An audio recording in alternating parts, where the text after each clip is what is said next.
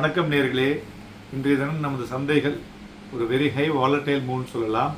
Nifty ஒரு 10 புள்ளிகள் அதிகரித்து 23,668.65 முடிவடைந்து இருக்கிறது.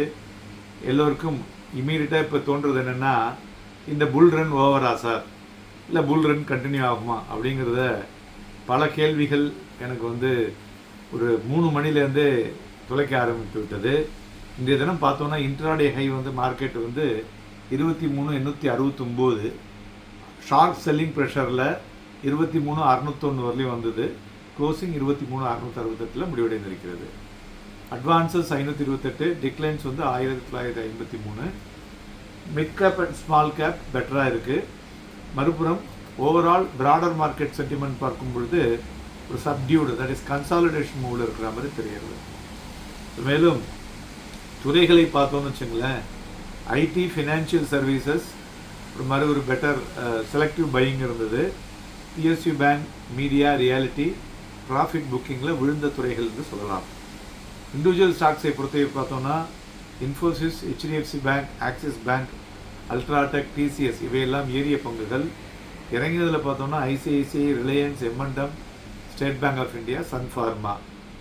மெயினாக இந்த டாப் வால்யூம் கெய்னர்ஸ் இந்த 500 பார்த்தோன்னு வச்சுங்களேன், இன்றைக்கி ஜப்பான் என்ன பண்ணியிருக்காங்க, 95.2% anti dumping duty on electrodes அப்படின்னு சொல்லிட்டு சைனா மேலே திணிச்சிருக்காங்க.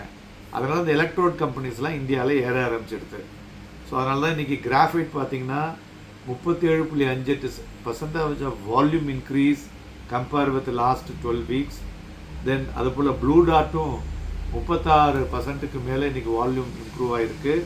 தென் ஹெச்இஜிலையும் 21 டைம்ஸ் வால்யூம் இம்ப்ரூவ் ஆகிருக்கு.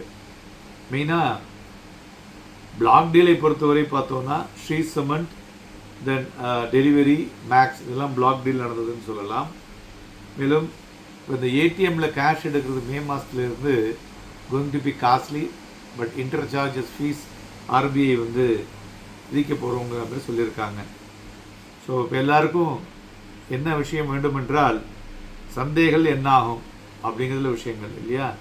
சந்தைகளில் பார்த்தீங்கன்னா வியாழக்கிழமை அன்னைக்கு மந்த்லி எக்ஸ்பைரி, இயர்லி எக்ஸ்பைரி எல்லாம் இருக்குது. ஸோ அதனால் கண்டிப்பாக அதனுடைய ப்ரெஷர் ப்ராஃபிட் புக்கிங் சந்தையில் நடந்து கொண்டு இருக்கிறது. இரண்டாவது, வரக்கூடிய திங்கட்கிழமை அதாவது 31 மார்ச் பார்த்திங்கன்னா ரம்சான் ப்ளஸ் இயர்லி க்ளோசிங்.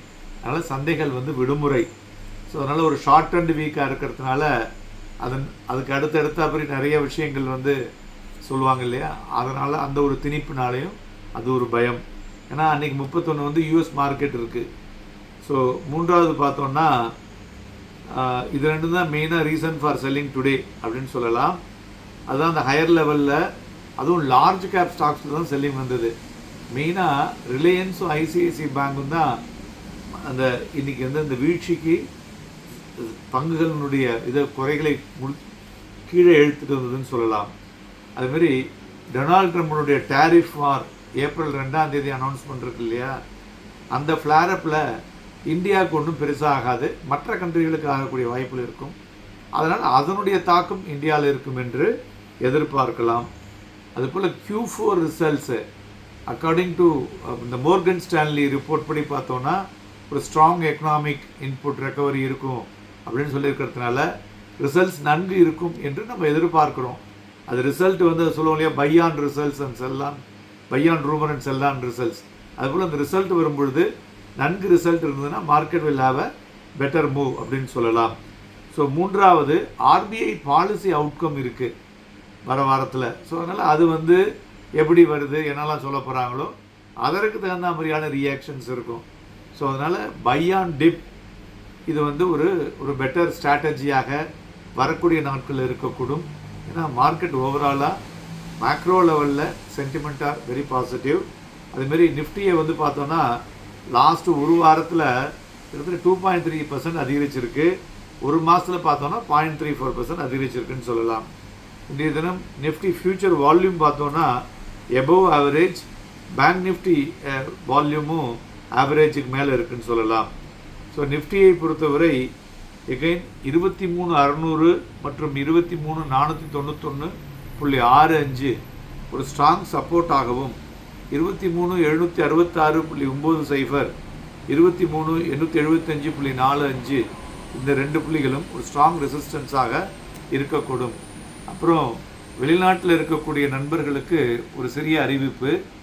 வரும் திங்கட்கிழமை அன்று, ஞாயிறு திங்கள் 2 நாட்கள், அந்த ஒரு வாரமே சிங்கப்பூரில் இருக்கிறதுனால திங்கட்கிழமை அன்னைக்கு நம்மளுடைய இன்வெஸ்டர்ஸை மீட் பண்ணலாம் அப்படிங்கிற மாதிரி ஒன்று வச்சுருக்கோம். ஸோ யார் யாரெல்லாம் இன்ட்ரெஸ்டாக இருக்கீங்களோ நாங்கள் உங்களுக்கு ஒரு கூகுள் ஷீட் கூடிய விரைவில் அனுப்புவோம்.